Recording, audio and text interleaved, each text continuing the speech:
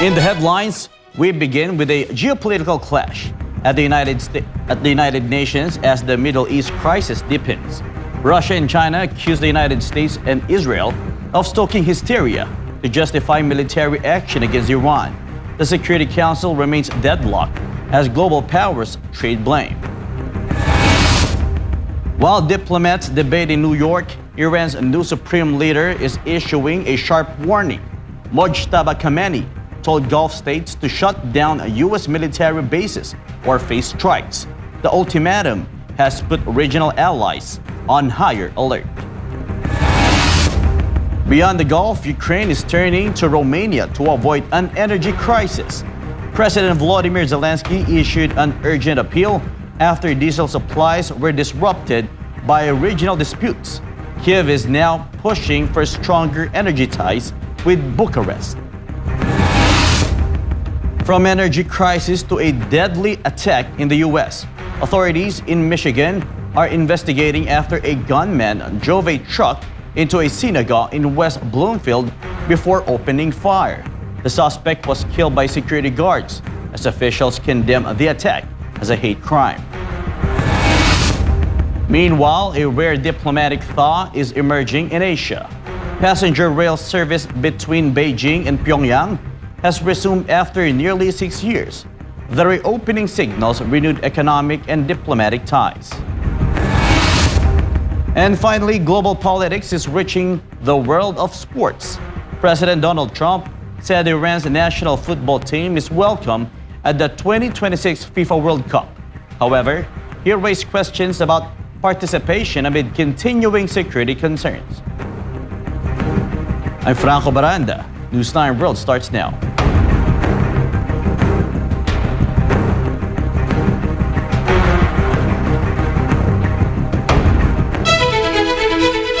The United Nations Security Council descended into a fierce geopolitical standoff on Thursday as Russia and China accused the United States and Israel of deliberately stoking hysteria to justify aggression against Iran. Carlo de la Peña has the details. The UN Security Council was at it again, and this time the gloves were off. As Operation Roaring Lion enters its third week, world powers clashed over who bears responsibility for the escalating crisis, with Russia leading the charge against Washington. Russian Permanent Representative Vasilina Benzia claimed that the February 28 strikes were never meant to be a last resort, but rather a premeditated military adventure. Amid the heated debate, Washington declared a full reimposition of global arms embargoes and asset freezes, signaling a permanent shift away from diplomacy as the conflict enters its third week. Nebenzia argued that the U.S. and its allies used unfounded insinuations about Iran's nuclear program to plunge the region into chaos, ignoring reports that Tehran's activities were peaceful. Впрочем, последующие события, особенно те, которые мы вынуждены наблюдать последние 1,5 недели, наглядно продемонстрировали, что дипломатическое урегулирование изначально не входило в планы США и их союзников. Они сознательно повышали ставки и нагнетали истерию вокруг якобы имеющихся у Ирана планов обрести ядерное оружие, которые ни разу не подкреплялись отчетностью МАГАТЭ, в отличие от того, что мы сегодня слышали от представителей США.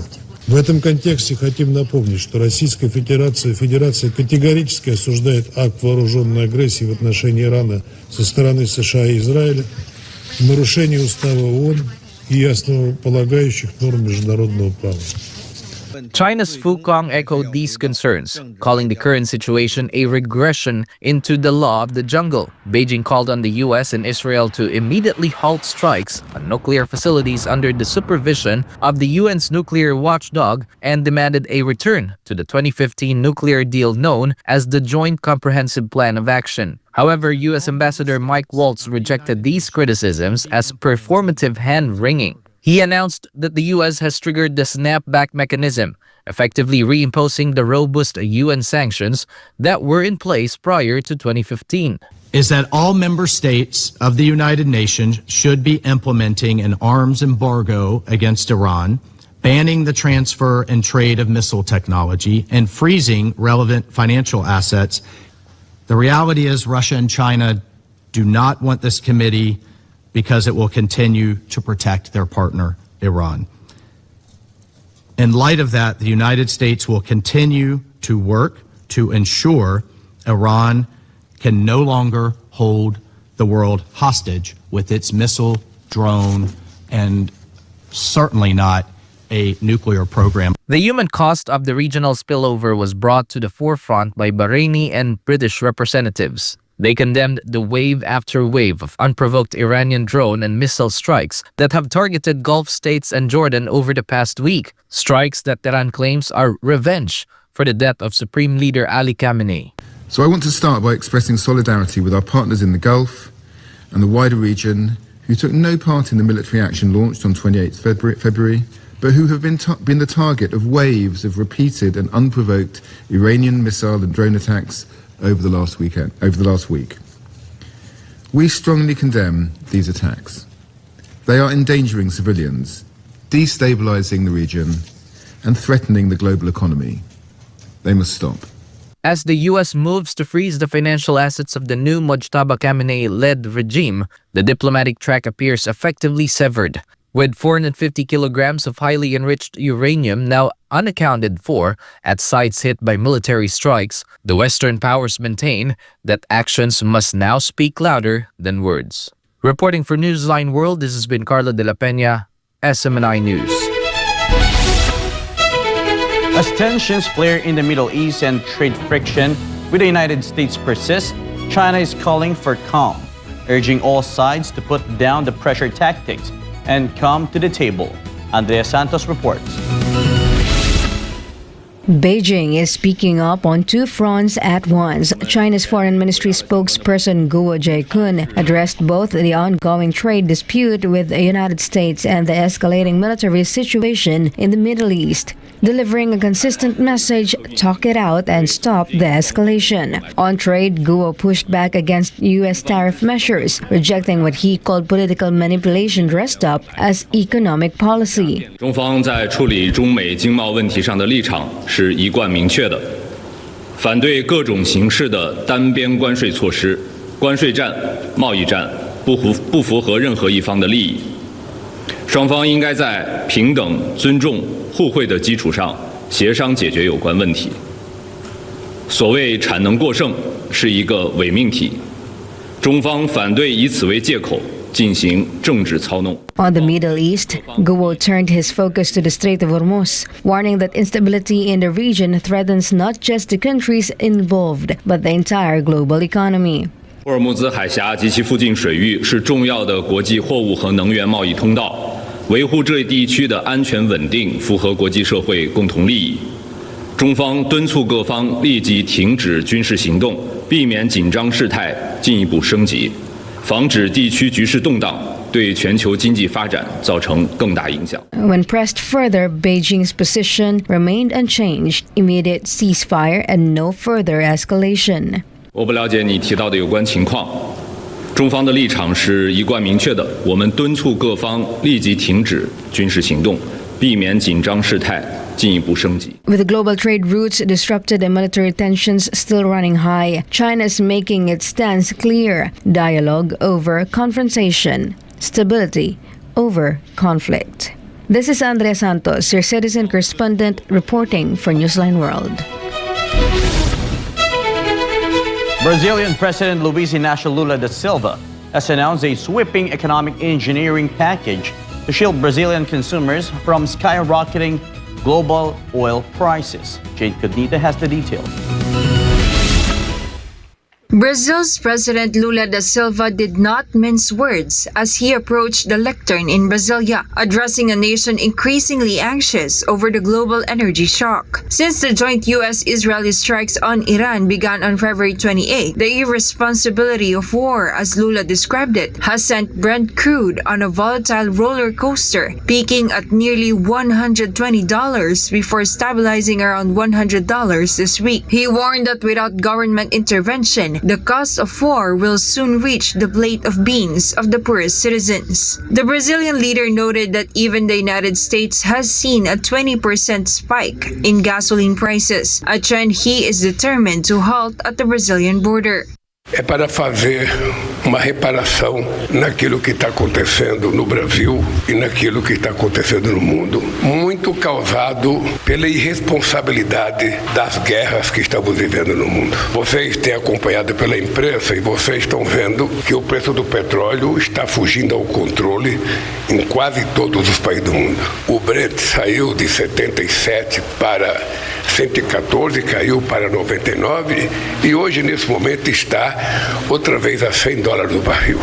To combat the spiraling costs, Lula signed a battery of decrees alongside Finance Minister Fernando Haddad and Energy Minister Alexandre Silveira. The measures aim to decouple domestic fuel prices from the international market volatility caused by the de facto closure of the Strait of Hormuz. Lula also made a direct appeal to state governors to reduce the ICMS, a state-level value-added tax on fuels, to ensure that the rising costs of transportation do not trigger a massive surge in food inflation.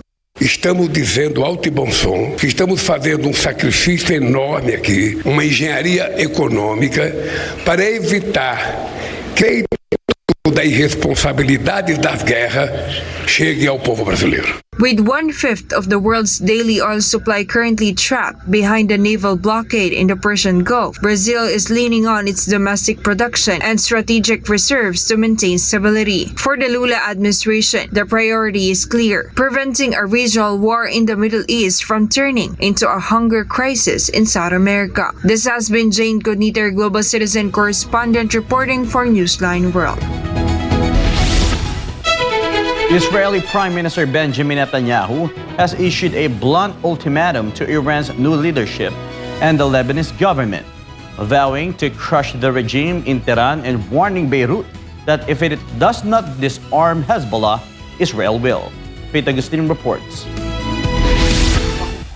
Standing between dual Israeli flags in Jerusalem on Thursday night, Prime Minister Benjamin Netanyahu delivered a defiant progress report on Operation Roaring Lion.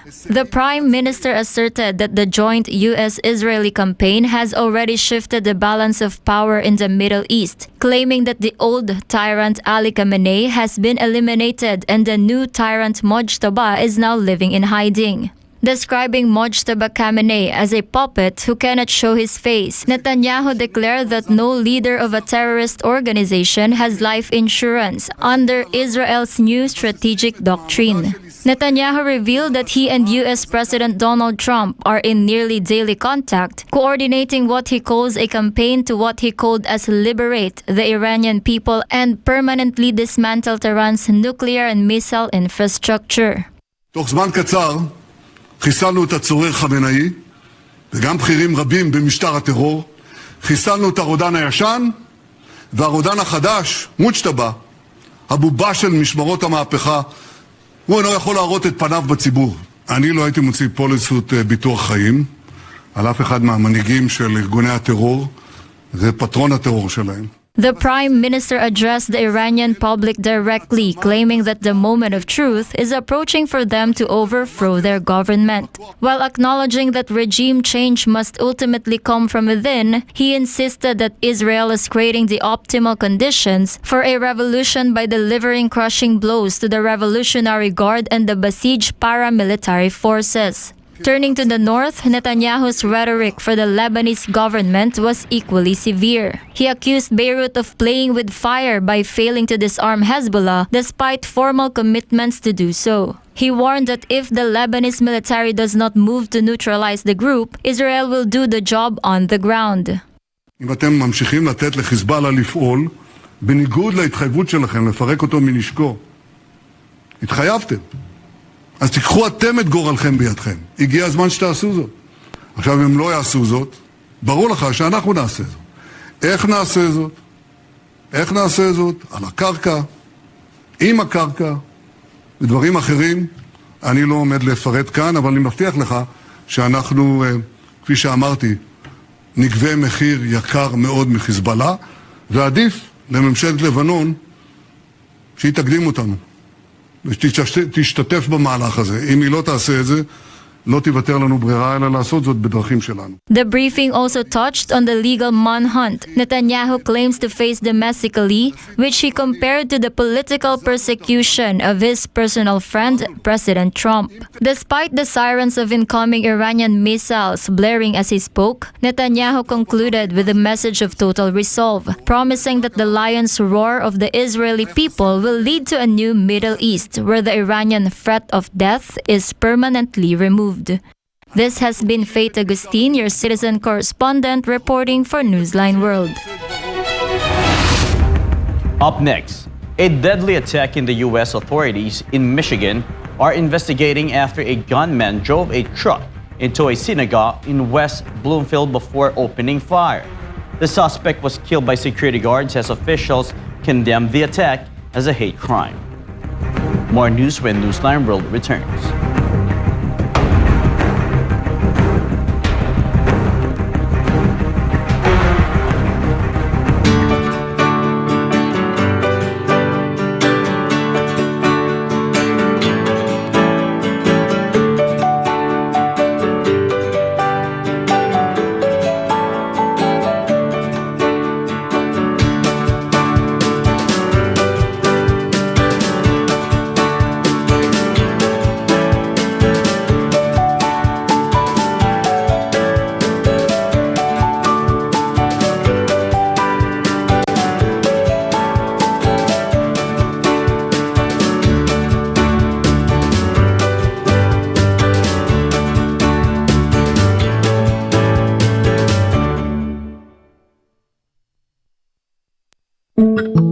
Madalas ka bang napapasobra sa pag-scroll sa phone mo kahit puro masasamang balita ang nakikita mo? Isipin mo ito. Nakahiga ka na sa kama, nagche-check lang ng phone bago matulog. Tapos, hindi mo na malayan, ilang oras ka na palang nagbabasa at nanonood ng mga balita tungkol sa digmaan, sakuna, politika, at lahat ng masasamang nangyayari sa mundo. Nakakaramdam ka na ng kaba at pagod, pero tuloy mo pa rin ang scroll mo. Ang tawag dyan ay doom scrolling. Ito ang habit ng paulit-ulit na pagtingin sa mga negatibo o nakakadepress na content tulad ng digmaan, krimen o problema sa mundo. Nakaka-stress pero hindi mo pa rin mapigilan.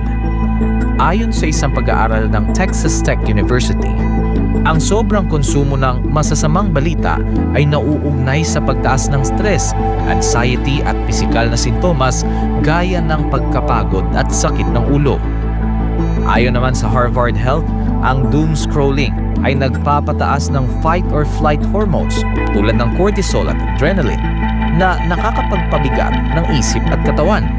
Nakakaapekto ito sa iyong mood, tulog at maging sa mental at physical health mo. At kapag naman puro memes at random na content ang pinapanood mo ng sunod-sunod hanggang sa mawalan ka na ng gana na mag-isip at gumawa ng iba pang gawain, ang tawag naman dyan ay brain rot. Sa Gen Z at tinatawag na internet culture, ang brain rot ay overconsumption o sobrang tagal na panonood ng paulit-ulit, mababaw, magulo o walang saysay na content online hanggang sa parang manhid na ang utak mo. Kapag nasobrahan, syempre, nakakasama. Nawawalan ka na ng focus, nawawala ang motivation, hirap mag-isip ng malalim, parang lutang o foggy ang utak. Masaya sa simula, pero kapag sobra, napapagod ang isip mo. Nahihirapang mag-concentrate at parang lutang. Mas delikado pa ito sa mga bata dahil ang utak nila ay nasa proseso pa ng pag-develop. Kaya mas malakas ang epekto ng doom scrolling at brain rot sa kanila. Maaaring makaapekto sa pag-aaral, pag-iisip at pakikitungo sa iba. Ang higit sa 4 na oras ng screen time araw-araw sa mga kabataan ay konektado sa 35 to 88% na mas mataas na posibilidad ng depresyon, anxiety at stress. Base ito sa isang malawakang pag-aaral sa Brazil. Kaya, maging balanse. Magpahinga sa screen, magbasa, makipagkwentuhan, magdasal, maging present lagi. Alagaan ang iyong isipan. Kung anong itinatanim sa isipan mo, yun ang lalago.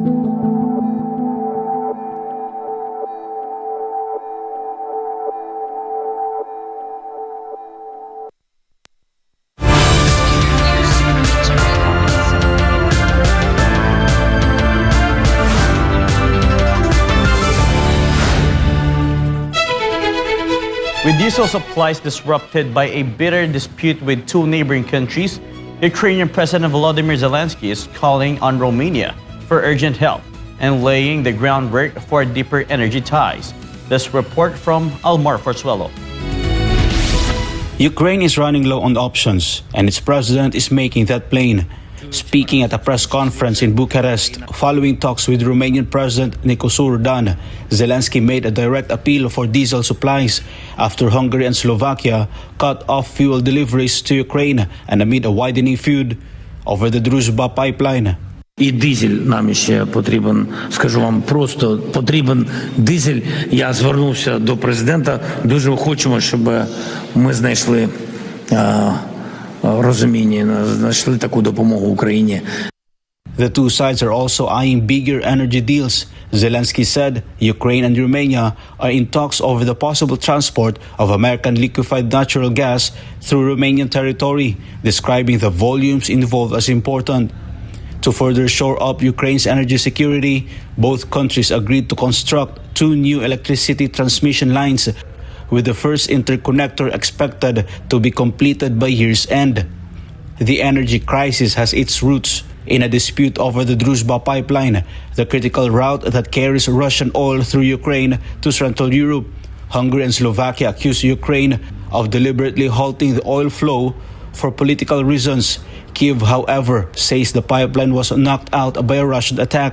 In retaliation, both countries cut diesel supplies to Ukraine and blocked the EU's 20th sanctions package against Russia, demanding the pipeline be restored before any further cooperation. The standoff adds yet another layer of complexity to Europe's already strained energy picture as the EU pushes ahead with plans to ban Russian pipeline gas and LNG by 2027.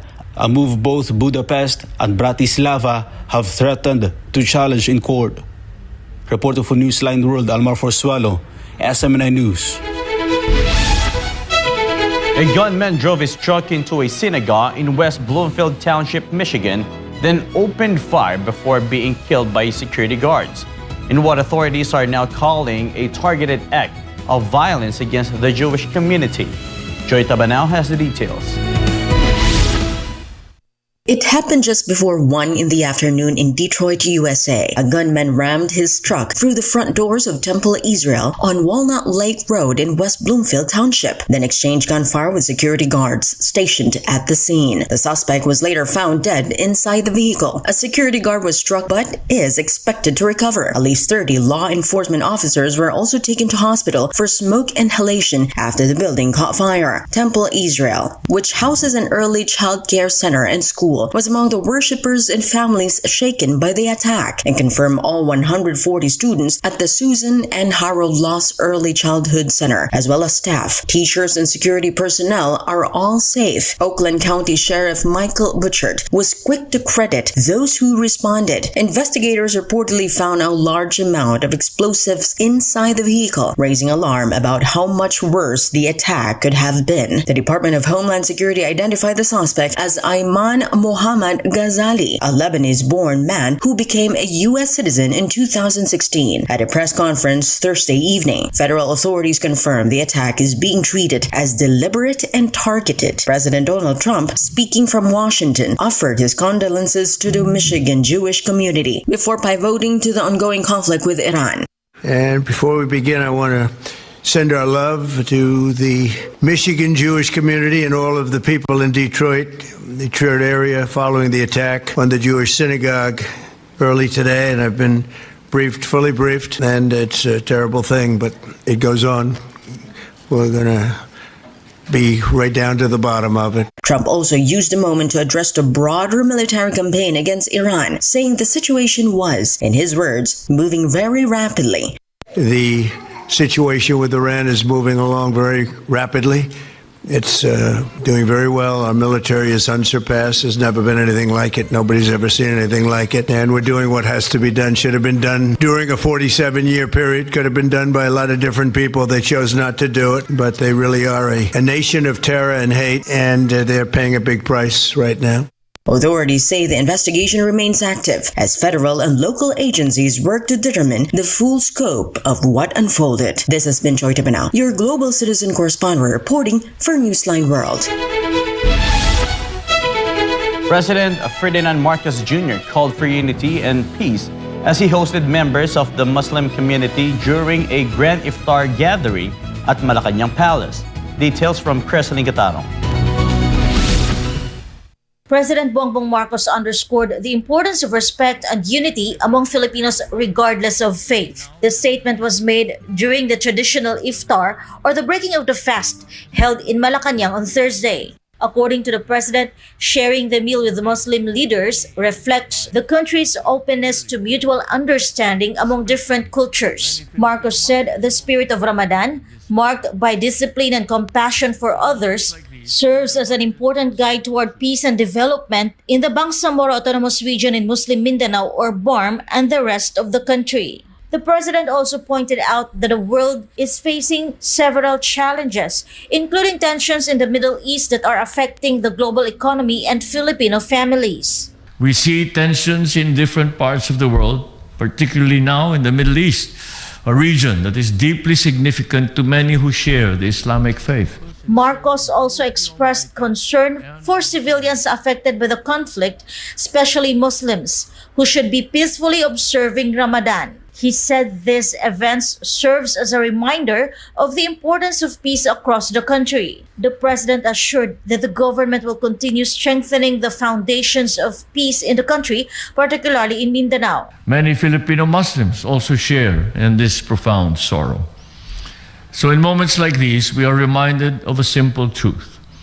Peace anywhere matters to people everywhere. Marcos expressed hope that Filipinos will remain united in promoting a peaceful and inclusive nation.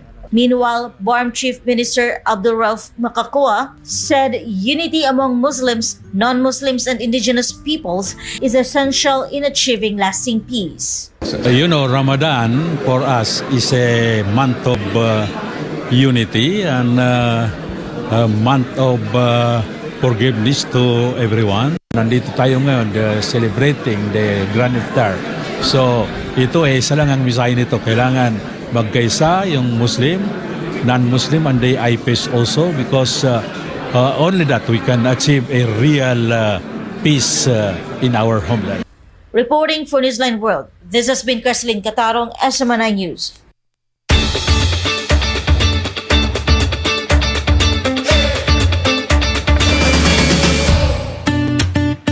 After nearly 6 years of silence, the train whistles are blowing again.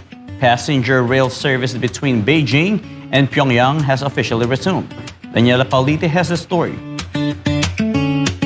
It was a moment 6 years in the making. On Thursday, the first passenger train bound for Pyongyang rolled out of Beijing, marking the official resumption of cross-border rail travel between China and the Democratic People's Republic of Korea, suspended since the COVID-19 pandemic shut borders across the globe. For one passenger on board, the trip was more than just a journey. 大家好，我是苏27，一名来自中国的火车迷。今天呢是北京开往平壤的快27次列车第一次复开。因为疫情，众所周知，因为疫情的原因，中国与其他国家的全部国际列车在疫情期间均停开了。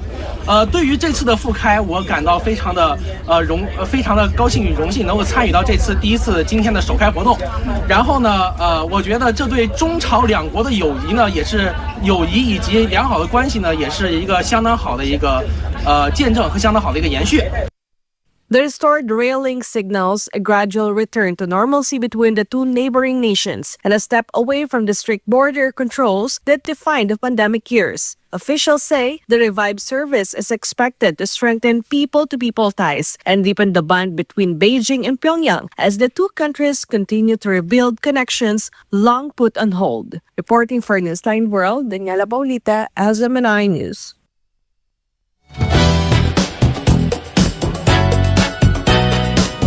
A major leadership change has been announced at one of South Korea's biggest K-pop agencies, as Park Jin-young steps down from a key board position at JYP Entertainment. Meanwhile, former beauty queen Arabia Mateo is making headlines again, this time for an academic achievement. Carla Abellana tells us more.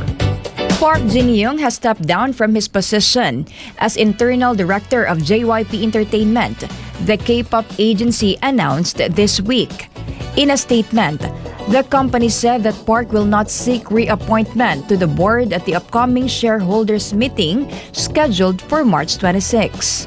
Park, who founded JYP Entertainment, has long played a key role in shaping the company's creative direction and success in the global K-pop industry.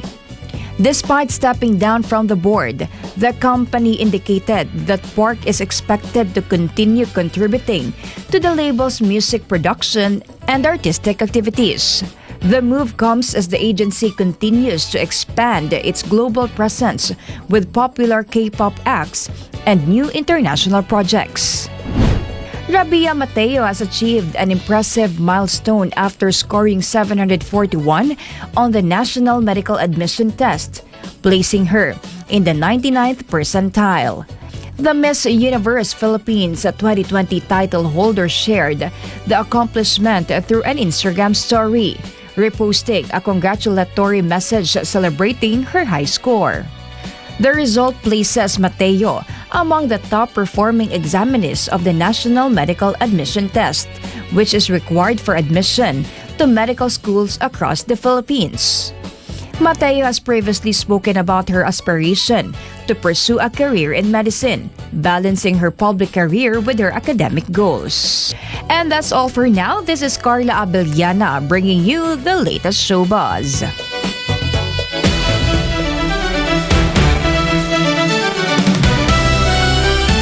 In sports, United States President Donald Trump says Iran's national football team is welcome to compete in the 2026 FIFA World Cup, but expressed concerns that it may not be appropriate for the team to participate due to safety issues. Meanwhile, Sweden's Armando Plantis has broken his own pole vault record for the 15th time after clearing 6.31 meters at the Mondo Classic in Uppsala, Sweden. Here's Carla de la Peña for more details. Uncertainty surrounds Iran's participation in the 2026 FIFA World Cup following rising tensions between Iran, the United States, and Israel, just months before the tournament begins on June 11th in the United States, Canada, and Mexico. Iran's Sports and Youth Minister Ahmad Danyamali said the country currently does not have the proper conditions to take part in the tournament, citing security concerns after recent strikes that reportedly killed Iran's Supreme Leader Ali Khamenei. Donald Trump said Iran's national football team is welcome to compete, but warned that their presence may not be appropriate for their own safety. If Iran withdraws from the tournament, FIFA will have the authority to select a replacement team under its competition regulations.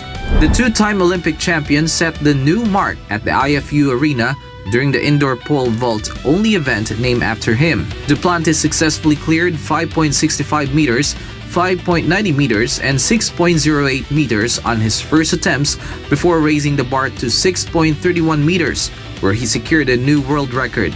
The 26-year-old, widely known as Mondo, has now improved the world record by just 1 centimeter each time he has broken it. Before Duplantis' dominance, the world record was held by Renaud Lavillenie, who cleared 6.16 meters in 2014. Duplantis has already won multiple major titles, including back-to-back Olympic gold medals, and has remained unbeaten in major finals since 2019. Reporting for Newsline World, this has been Carla de la Peña bringing you the latest sports news.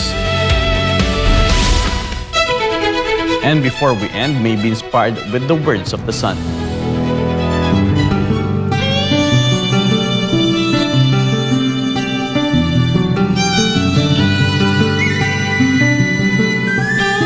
What your faith can conceive, you can achieve.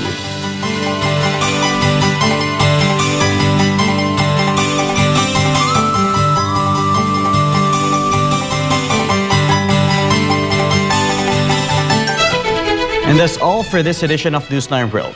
For God and my beloved country, the Philippines, I am Franco Baranda. Thank you for watching. Goodbye.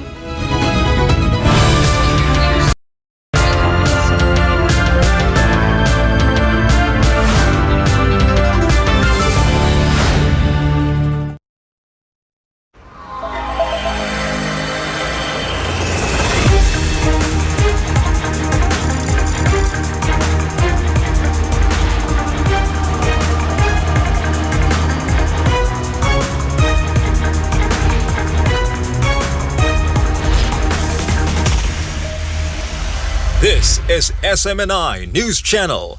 Truth that matters.